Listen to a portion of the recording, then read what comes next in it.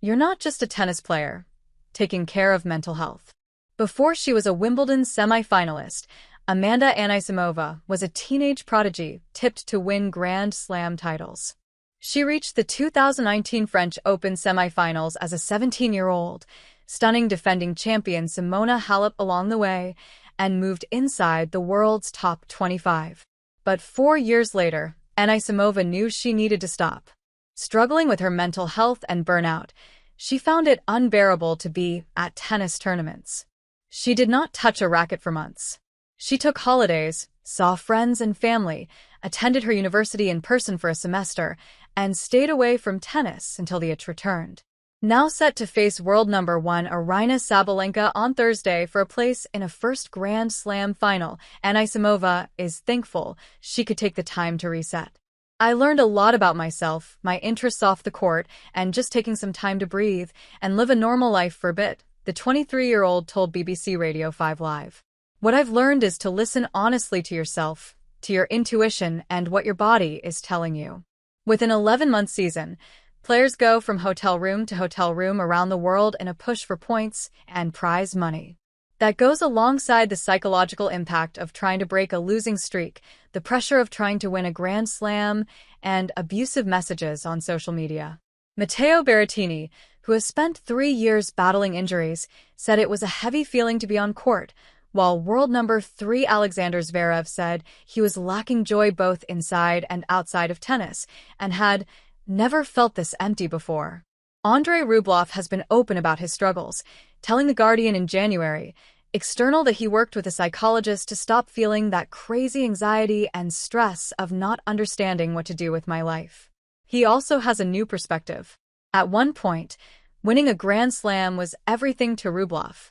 Now, he says he knows it would not change his life at all, but he also knows how difficult it is to give yourself space away from the sport. In the end, tennis is just the trigger point. It's something inside of you that you need to face, Rublev said. You tell Sasha Zverev to take a break. It will get tough for him. He would love to play. For sure, Casper Ruud. Maybe, for him it's also not easy. 5-time major winner Carlos Alcaraz said in a Netflix documentary that his biggest fear was that tennis would become an obligation.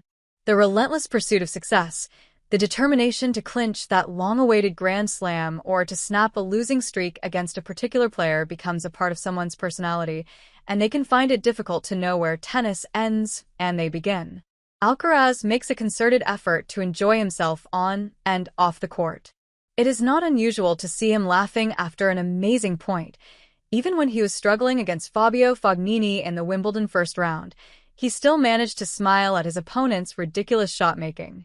He has also spoken about how mentally refreshing his trips to Ibiza have been, even if his team did not want him to go after his 2024 French Open triumph. It's about having fun playing tennis, have fun stepping on the court and not thinking about the result, the Spaniard said. It's just live in the moment. Australian Open champion Madison Keys has spoken about how therapy helped her gain perspective. The American previously worked with sports psychologists, but said focusing on sport was not as helpful as I needed it to be.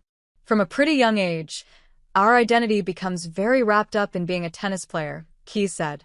That's great, but when you have tough weeks, months, and years on tour, that can take a toll on how you think about yourself as a person.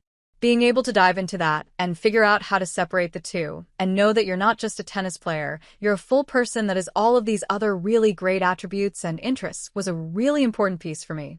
That kind of made the tennis a bit easier. Sabalenka worked with a therapist for 5 years before deciding she was ready to take responsibility, describing herself as my own psychologist. She talks openly with her team, saying, "We can talk about whatever. I know they're not going to judge me. They're not going to blame me. They're just going to accept it, and we're going to work through."